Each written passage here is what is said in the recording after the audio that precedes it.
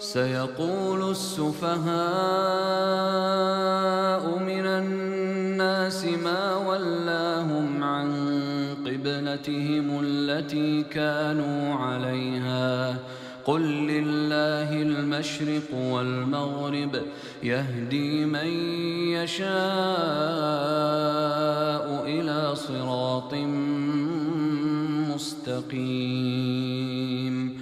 وكذلك جعلناكم أمة وسطا لتكونوا شهداء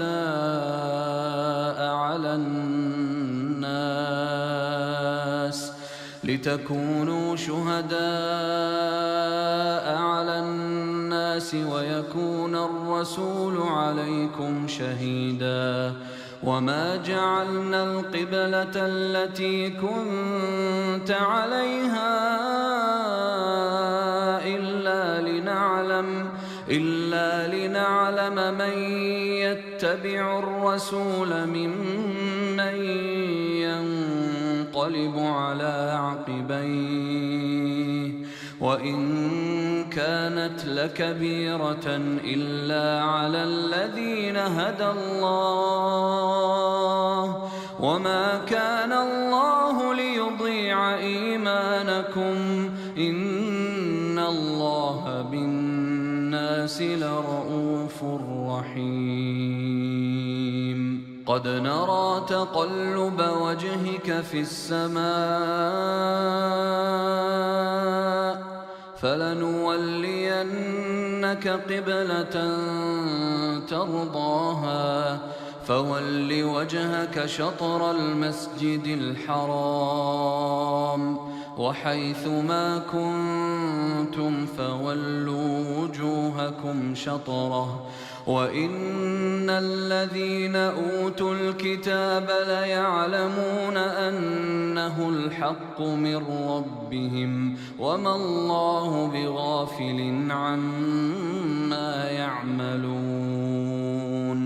ولئن أتيت الذين أوتوا الكتاب بكل آية ما تبعوا قبلتك وما أنت بتابع قبلتهم وما بعضهم بتابع قبلة بعض ولئن اتبعت أهواءهم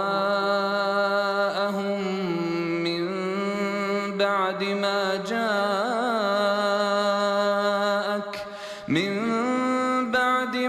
جاءك من العلم إنك إذا لمن الظالمين. الذين آتيناهم الكتاب يعرفونه كما يعرفون أبناءهم وإن فريقا منهم ليكتمون الحق وهم يعلمون. الحق من ربك فلا تكونن من الممترين. ولكل وجهة هو موليها فاستبقوا الخيرات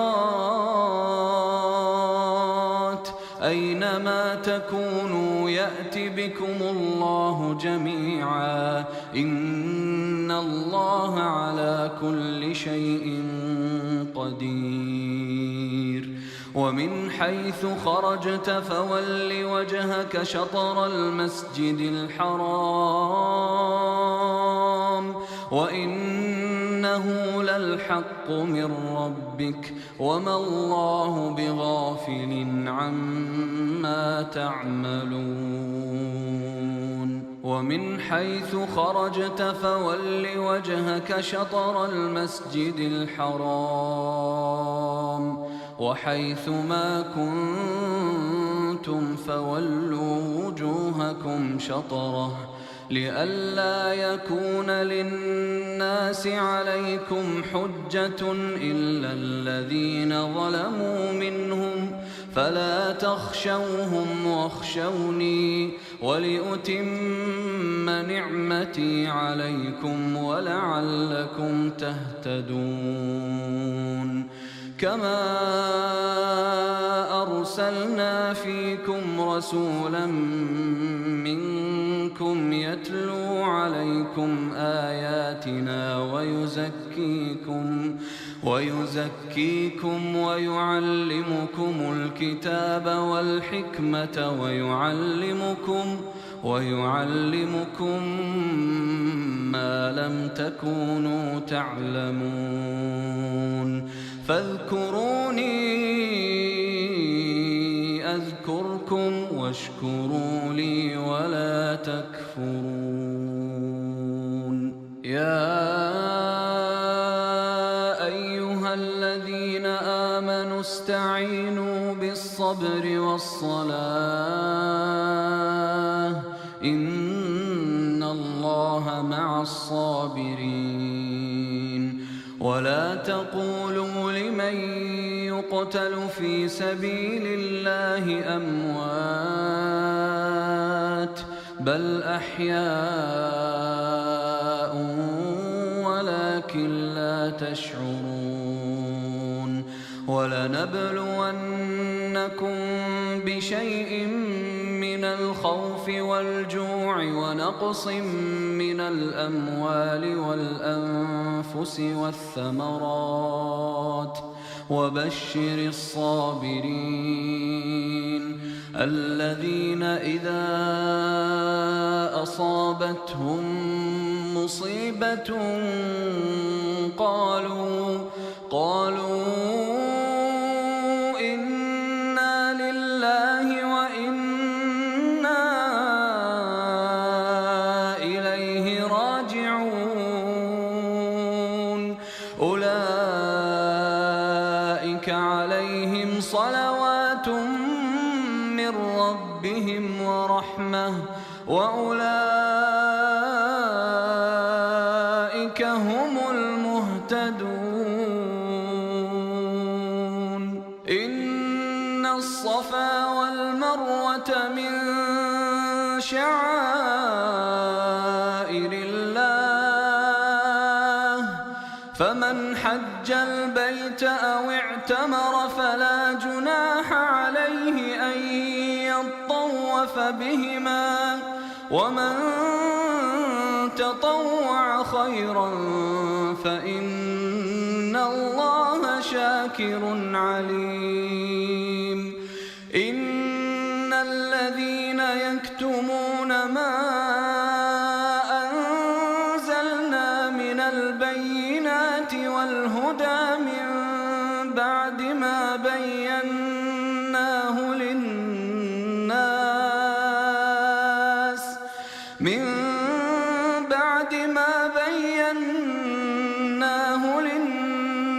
في الكتاب أولئك يلعنهم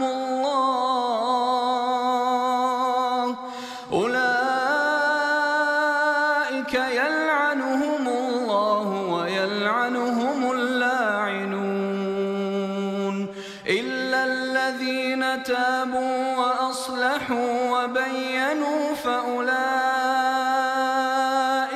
أتوب عليهم وأنا التواب الرحيم. إن الذين كفروا وماتوا وهم كفار أولئك عليهم لعنة الله والملائكة والناس أجمعين خالدين فيها لا يخفف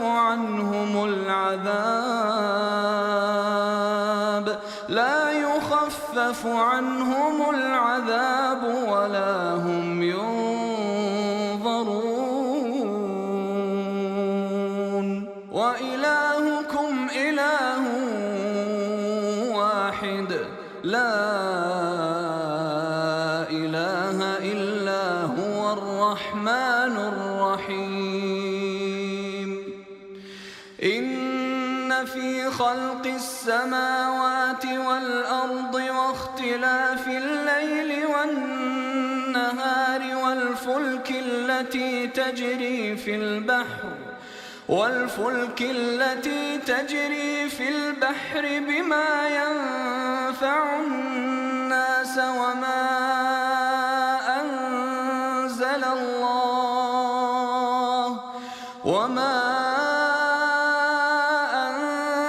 الله من السماء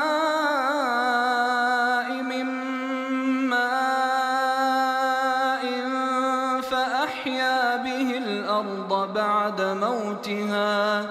فأحيا به الأرض بعد موتها وبث فيها من كل دابة وتصريف الرياح والسحاب المسخر بين السماء والأرض لآيات لقوم يعقلون ومن الناس من يتخذ من دون الله أندادا يحبونهم كحب الله والذين آمنوا أشد حبا لله ولو يرى الذين ظلموا إذ يرون العذاب أن القوة لله جميعا وأن الله شديد العذاب إذ تبرأ الذين اتبعوا من الذين اتبعوا ورأوا العذاب وتقطعت بهم الأسباب وقال الذين اتبعوا لو أن لنا كرة فنتبرأ منهم كما تبرأوا منا كذلك يريهم الله أعمالهم حسرات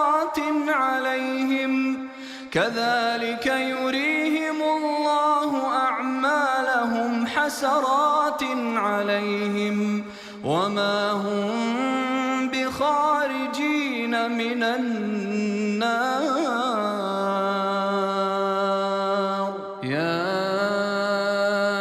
أيها الناس كلوا مما في الأرض حلالا طيبا ولا تتبعوا خطوات الشيطان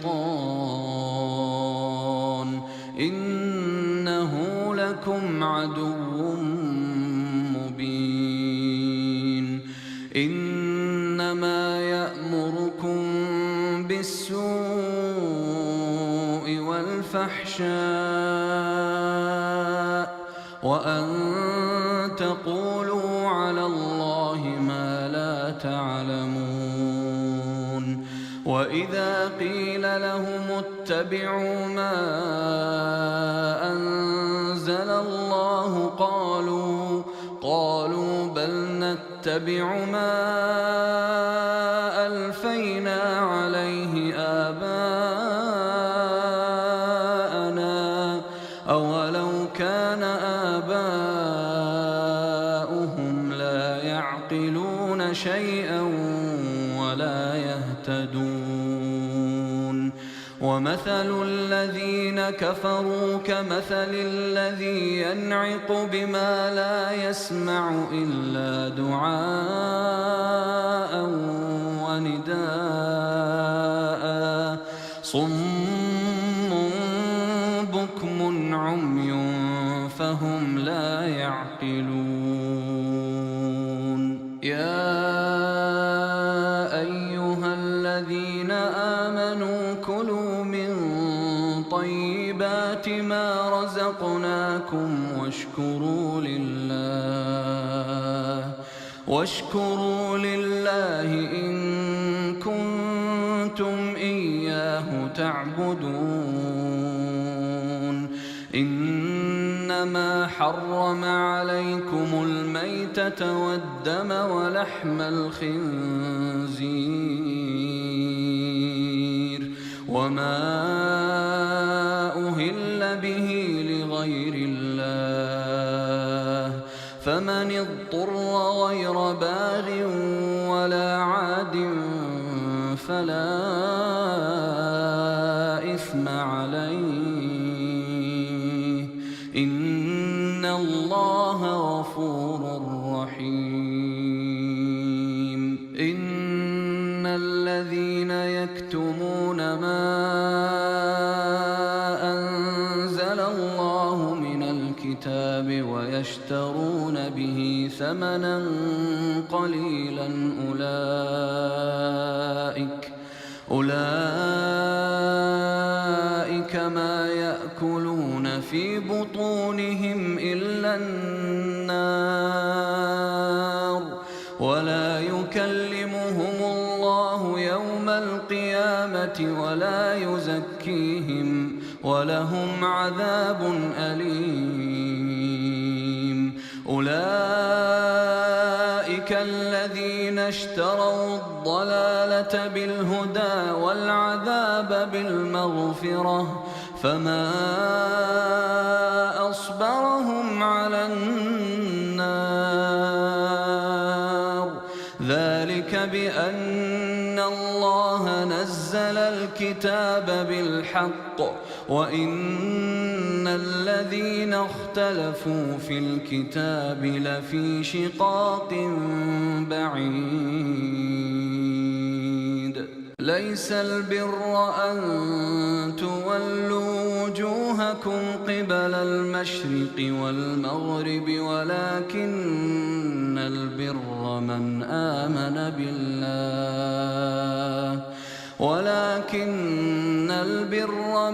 آمن بالله واليوم الآخر والملائكة والكتاب والنبيين وآتى المال على حبه ذوي القربى واليتامى والمساكين وابن السبيل والسائلين وفي الرقاب وأقام الصلاة وآتى الزكاة والموفون بعهدهم إذا عاهدوا والصابرين في البأساء والضراء وحين البأس أولئك الذين صدقوا وأولئك هم المتقون. يا أيها الذين آمنوا كتب عليكم القصاص في القتلى الحر بالحر والعبد بالعبد والأنثى بالأنثى فمن عفي له من أخيه شيء فاتباع بالمعروف وأداء إليه بإحسان ذلك تخفيف من ربكم ورحمة فمن اعتدى بعد ذلك فله عذاب أليم. ولكم في القصاص حياة يا أولي الألباب لعلكم تتقون. كتب عليكم إذا حضر أحدكم الموت إن ترك خيرا الوصية للوالدين والأقربين بالمعروف حقا على المتقين فمن بدله بعدما سمعه فإنما إثمه على الذين يبدلونه إن الله سميع عليم. فمن خاف من موص جنفا أو إثما فأصلح بينهم فلا إثم عليه إن الله غفور رحيم. يا أيها الذين آمنوا كتب عليكم الصيام كما كتب على الذين من قبلكم لعلكم تتقون أياما معدودات فمن كان منكم مريضا أو على سفر فعدة من أيام أخر وعلى الذين يطيقونه فدية طعام مسكين فمن تطوع خيرا فهو خير له وأن تصوموا خير لكم إن كنتم تعلمون. شهر رمضان الذي أنزل فيه القرآن هدى للناس وبينات من الهدى والفرقان فمن شهد منكم الشهر فليصمه ومن كان مريضا أو على سفر فعدة من أيام أخر يريد الله بكم اليسر ولا يريد بكم العسر ولتكملوا العدة ولتكبروا الله على ما هداكم ولعلكم تشكرون. وإذا سألك عبادي عني فإني قريب أجيب دعوة الداعي إذا دعان فليستجيبوا لي وليؤمنوا بي لعلهم يرشدون. أحل لكم ليلة الصيام الرفث إلى نسائكم هن لباس لكم وأنتم لباس لهن علم الله أنكم كنتم تختانون أنفسكم فتاب عليكم وعفى عنكم فالآن باشروهن وابتغوا ما كتب الله لكم وكلوا واشربوا حتى يتبين لكم الخيط الأبيض من الخيط الأسود من الفجر ثم أتموا الصيام إلى الليل ولا تباشروهن وأنتم عاكفون في المساجد تلك حدود الله فلا تقربوها كذلك يبين الله آياته للناس لعلهم يتقون. ولا تأكلوا أموالكم بينكم بالباطل وتدلوا بها إلى الحكام لتأكلوا فريقا من أموال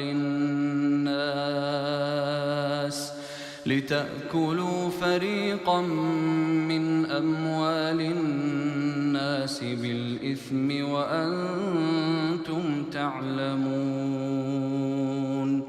يسألونك عن الأهلة قل هي مواقيت للناس والحج وليس البر بأن تأتوا البيوت من ظهورها ولكن البر من اتقى وأتوا البيوت من أبوابها واتقوا الله لعلكم تفلحون وقاتلوا في سبيل الله الذين يقاتلونكم ولا تعتدوا إن الله لا يحب المعتدين واقتلوهم حيث ثقفتموهم وأخرجوهم من حيث أخرجوكم والفتنة أشد من القتل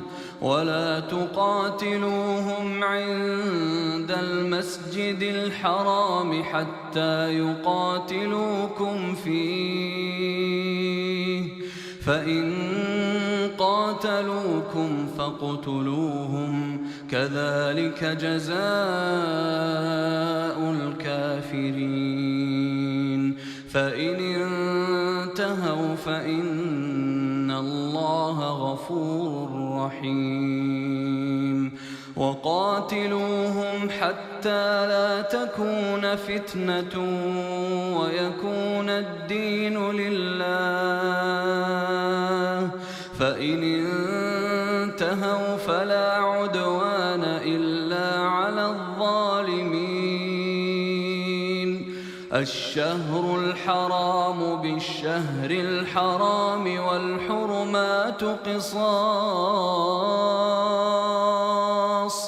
فمن اعتدى عليكم فاعتدوا عليه بمثل ما اعتدى عليكم واتقوا الله واعلموا أن الله مع المتقين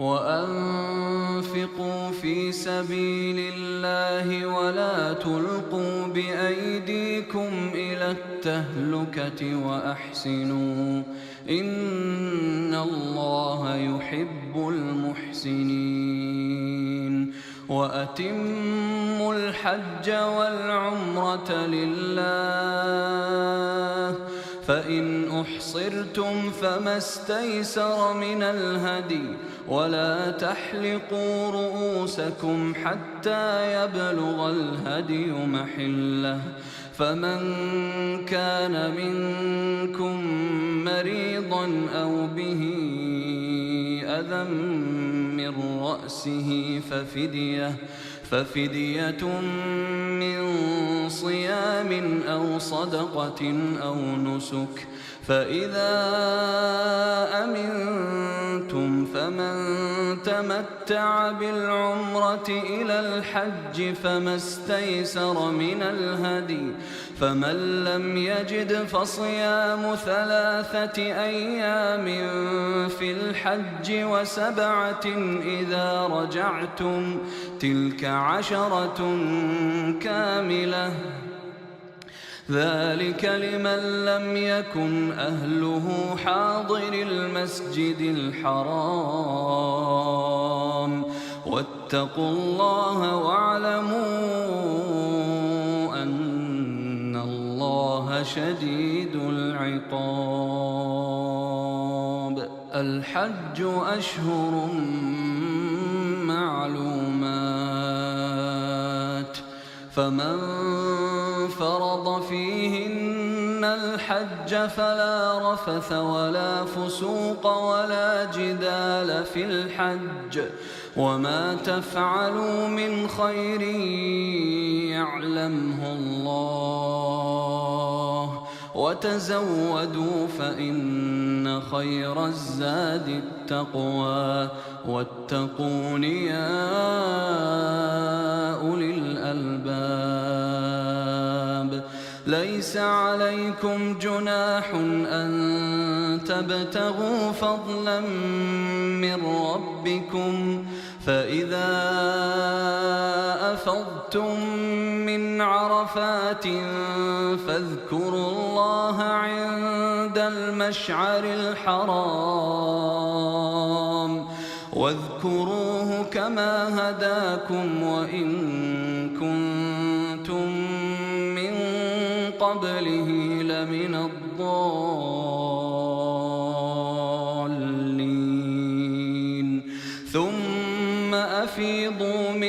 حيث أفاض الناس واستغفروا الله إن الله غفور رحيم. فإذا قضيتم مناسككم فاذكروا الله كذكركم آباءكم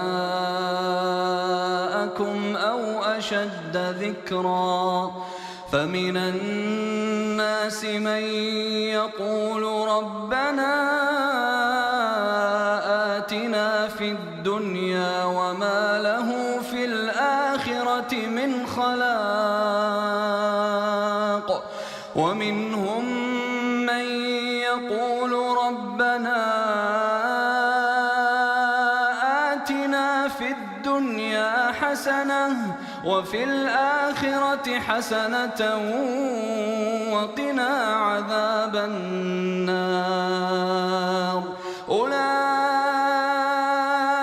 لهم نصيب مما كسبوا والله سريع الحساب.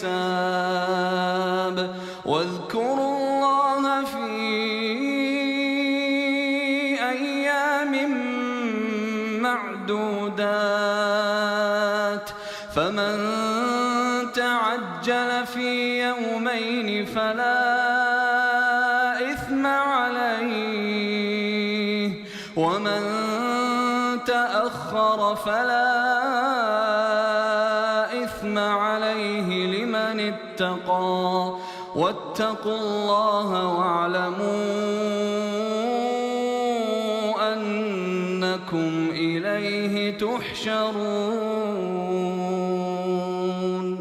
ومن الناس من يعجبك قوله في الحياة الدنيا ويشهد الله على ما في قلبه وهو ألد الخصام. وإذا تولى سعى في الأرض ليفسد فيها ويهلك الحرث والنسل والله لا يحب الفساد. وإذا قيل له اتق الله أخذته العزة بالإثم فحسبه جهنم ولبئس المهاد. ومن الناس من يشري نفسه ابتغاء مرضات الله والله رؤوف بالعباد. يا أيها الذين آمنوا ادخلوا في السلم كافة ولا تتبعوا خطوات الشيطان إنه لكم عدو مبين. فإن زللتم من بعد ما جاءتكم البينات فاعلموا أن الله عزيز حكيم. هل ينظرون إلا أن يأتيهم الله في ظلل من الغمام والملائكة وقضي الأمر وإلى الله ترجع الأمور. سل بني إسرائيل كم آتيناهم من آية بينة ومن يبدل نعمة الله من بعد ما جاءته فإن الله شديد العقاب. زين لله كفروا الحياة الدنيا ويسخرون من الذين آمنوا والذين اتقوا فوقهم يوم القيامة والله يرزق من يشاء بغير حساب.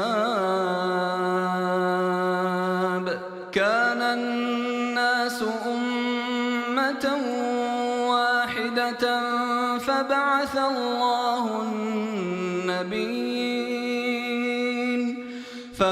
الله النبيين مبشرين ومنذرين وأنزل معهم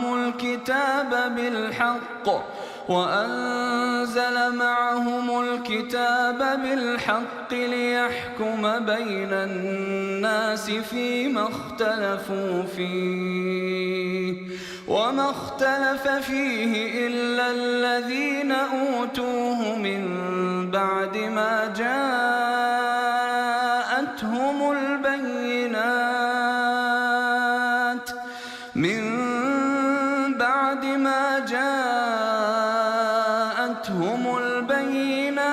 بغيا بينهم فهدى الله الذين آمنوا لما اختلفوا فيه من الحق بإذنه والله يهدي من يشاء إلى صراط مستقيم. أم حسبتم أن تدخلوا الجنة ولما يأتكم مثل الذين خلوا من قبلكم مستهم البأساء والضراء وزلزلوا حتى يقول الرسول والذين آمنوا معه متى نصر الله ألا إن نصر الله قريب. يسألونك ماذا ينفقون قل ما أنفقتم من خير فللوالدين والأقربين واليتامى والمساكين وابن السبيل وما تفعلوا من خير فإن الله به عليم.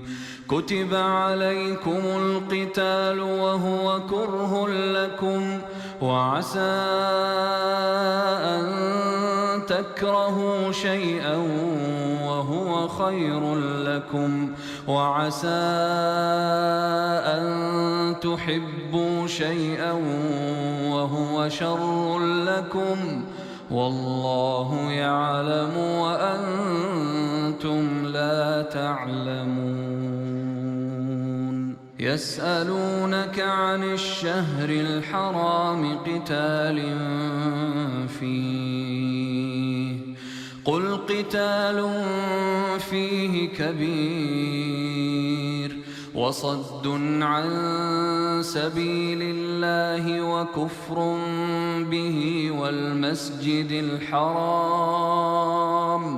والمسجد الحرام وإخراج أهله منه أكبر عند الله والفتنة أكبر من القتل ولا يزالون يقاتلونكم حتى يردوكم عن دينكم إن استطاعوا ومن يرتدد منكم عن دينه فيمت وهو كافر فأولئك حبطت أعمالهم في الدنيا والآخرة وأولئك أصحاب النار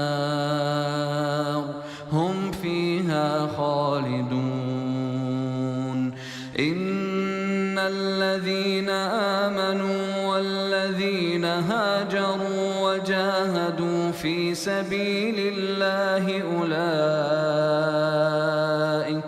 أولئك يرجون رحمة الله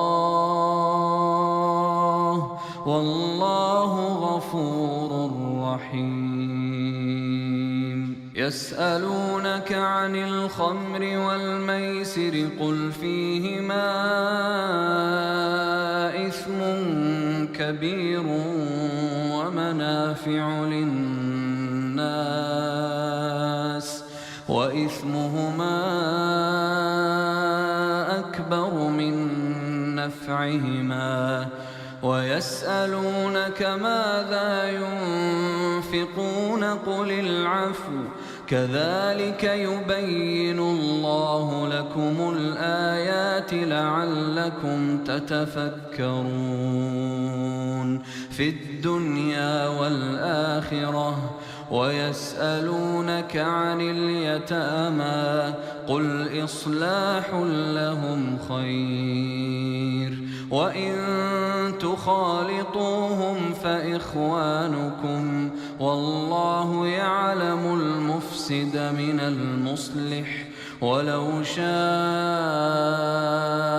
الله لأعنتكم إن الله عزيز حكيم.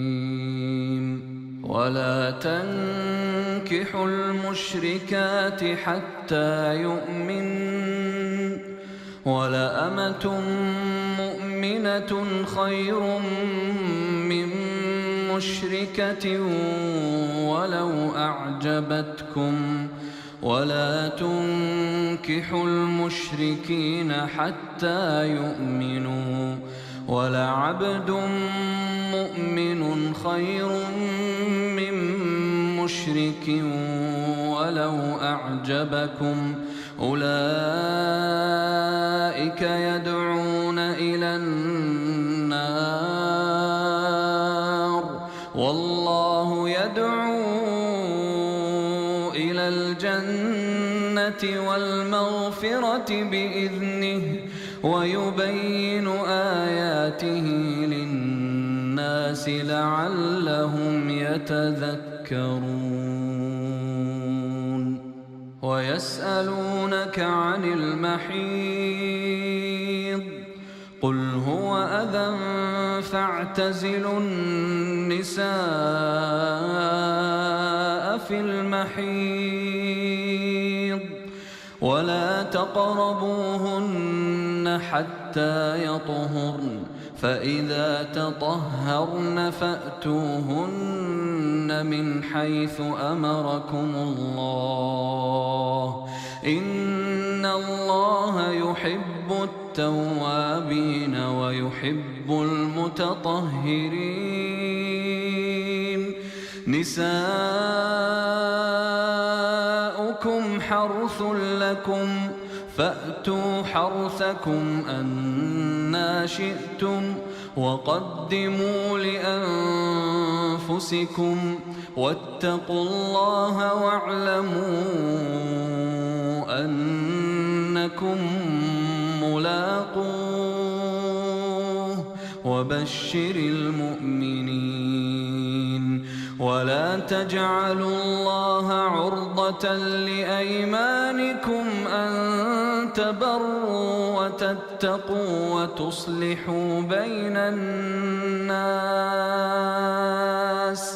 والله سميع عليم. لا يؤاخذكم الله باللغو في أيمانكم ولكن يؤاخذكم بما كسبت قلوبكم والله غفور حليم. للذين يؤلون من نسائهم تربص 4 أشهر فإن فاءوا فإن الله غفور رحيم. وإن عزموا الطلاق فإن الله سميع عليم والمطلقات يتربصن بأنفسهن 3 قروء ولا يحل لهن أن يكتمن ما خلق الله في أرحامهن إن كن يؤمن بالله واليوم الآخر وبعولتهن أحق بردهن في ذلك إن أرادوا إصلاحا ولهن مثل الذي عليهن بالمعروف وللرجال عليهن درجة والله عزيز حكيم. الطلاق 2 مرتان فإمساك بمعروف أو تسريح بإحسان ولا يحل لكم أن تأخذوا مما آتيتموهن شيئا إلا أن يخافا ألا يقيما حدود الله فإن خفتم ألا يقيما حدود الله فلا جناح عليهما فيما افتدت به تلك حدود الله فلا تعتدوها ومن يتعد حدود الله فأولئك هم الظالمون. فإن طلقها فلا تحل له من بعد حتى تنكح زوجا غيره فإن طلقها فلا جناح عليهما أن يتراجعا إن ظنا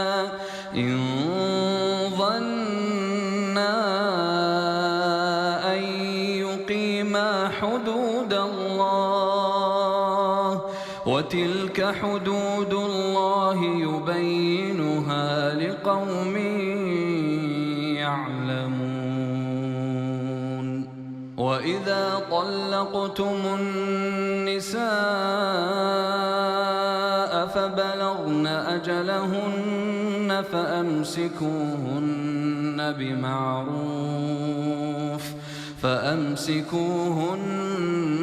بمعروف أو سرحوهن بمعروف ولا تمسكوهن ضرارا لتعتدوا ومن يفعل ذلك فقد ظلم نفسه ولا تتخذوا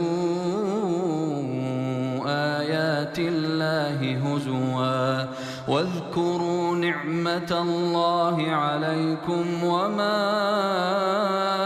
أنزل عليكم من الكتاب والحكمة يعظكم به واتقوا الله واعلموا أن الله بكل شيء عليم. وإذا طلقتم النساء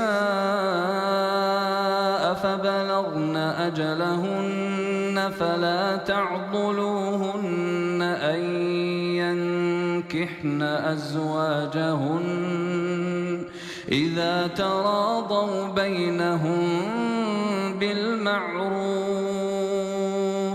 ذلك يوعظ به من كان منكم يؤمن بالله واليوم الآخر ذلكم أزكى لكم وأطهر والله يعلم وأنتم لا تعلمون. والوالدات يرضعن أولادهن حولين كاملين لمن أراد أن يتم الرضاعة، وعلى المولود له رزقهن وكسوتهن بالمعروف، لا تكلف نفس إلا وسعها، لا تضار والدة بولدها ولا مولود له بولده، وعلى الوارث مثل ذلك، فإن أرادا فصالا عن تراض منهما وتشاور فلا جناح عليهما. وإن أردتم أن تسترضعوا أولادكم فلا جناح عليكم إذا سلمتم ما آتيتم بالمعروف، واتقوا الله واعلموا أن الله بما تعملون بصير. والذين يتوفون منكم ويذرون أزواجا يتربصن بأنفسهن 4 أشهر وعشرا، فإذا بلغن أجلهن فلا جناح عليكم فيما فعلن في أنفسهن بالمعروف،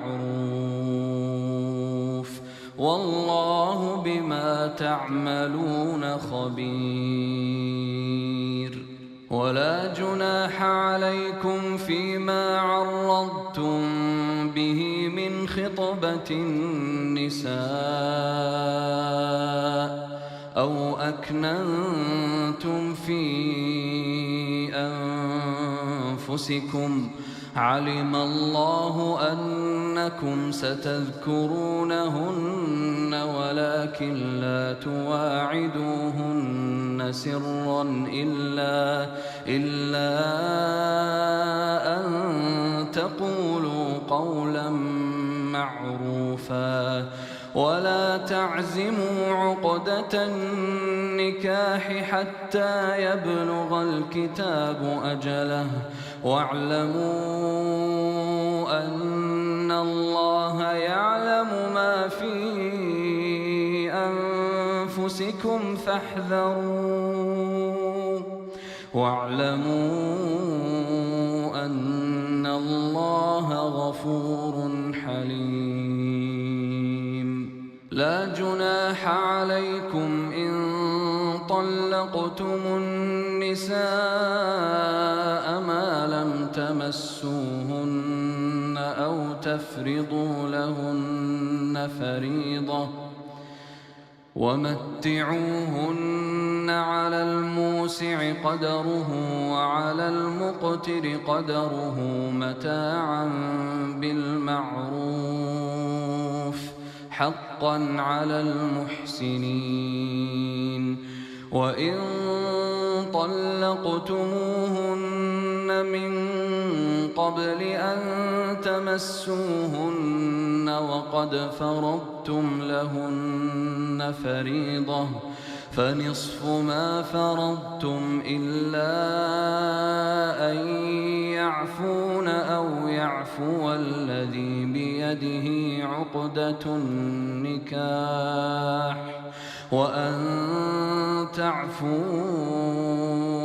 أقرب للتقوى، ولا تنسوا الفضل بينكم إن الله بما تعملون بصير. حافظوا على الصلوات والصلاة الوسطى وقوموا لله قانتين.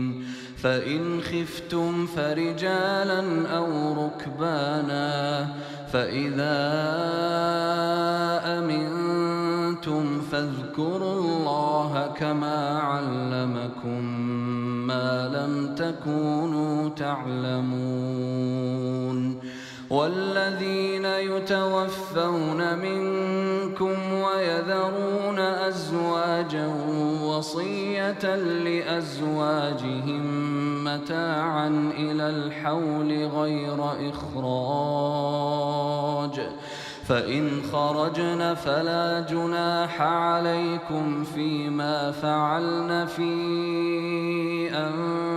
أنفسهن من معروف والله عزيز حكيم وللمطلقات متاع بالمعروف حقا على المتقين كذلك يبين الله لكم آياته لعلكم تعقلون ألم تر إلى الذين خرجوا من ديارهم وهم ألوف حذر الموت فقال لهم الله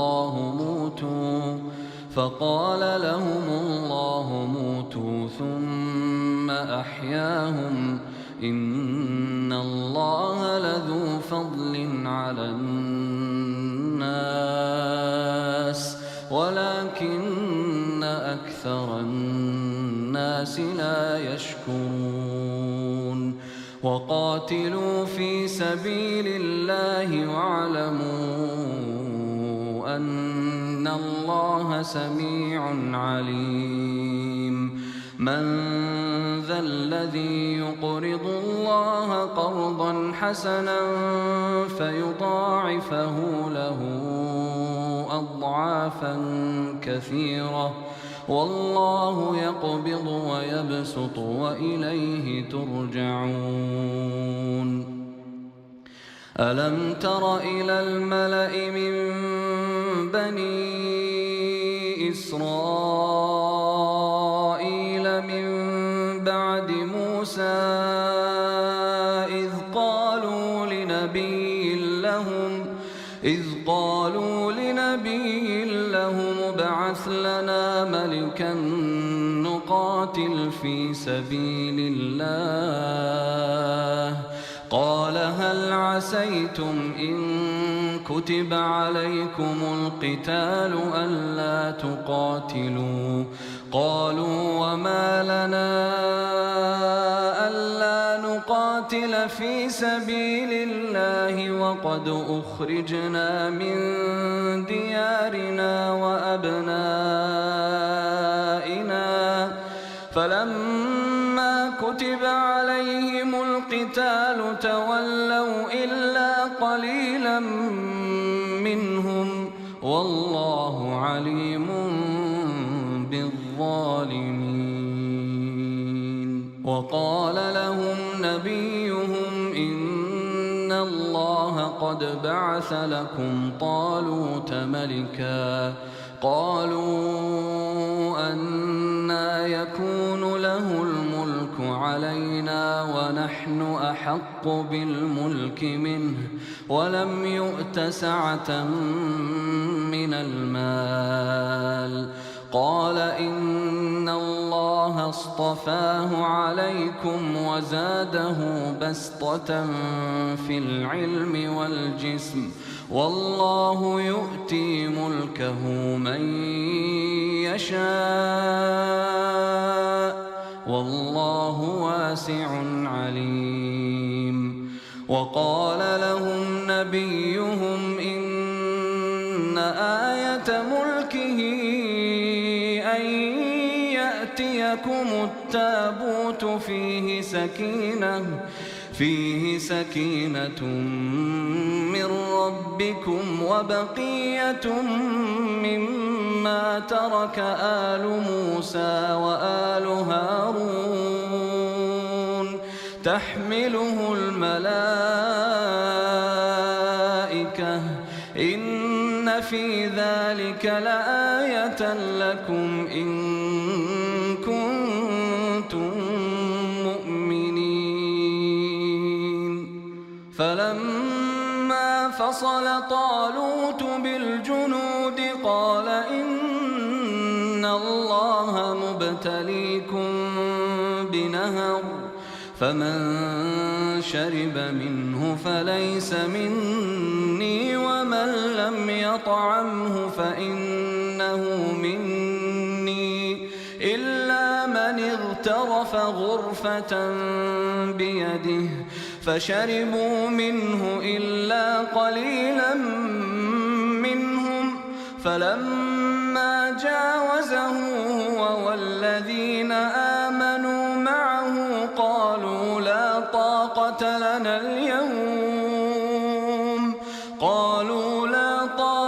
لنا اليوم بجالوت وجنوده. قال الذين يظنون أنهم ملاقو الله كم من فئة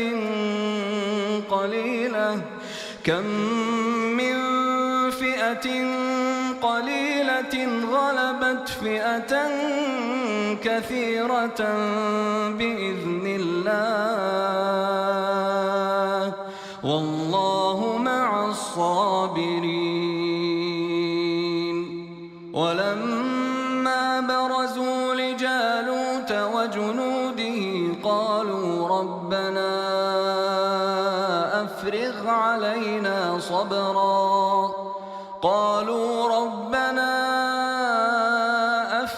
علينا صبرا وثبت أقدامنا وانصرنا على القوم الكافرين. فهزموهم بإذن الله وقتل داود جالوت وآتاه الله الملك والحكمة وعلمه مما يشاء. ولولا دفع الله الناس بعضهم ببعض لفسدت الأرض ولكن الله ذو فضل على العالمين. تلك آيات الله نتلوها عليك بالحق وإنك لمن المرسلين.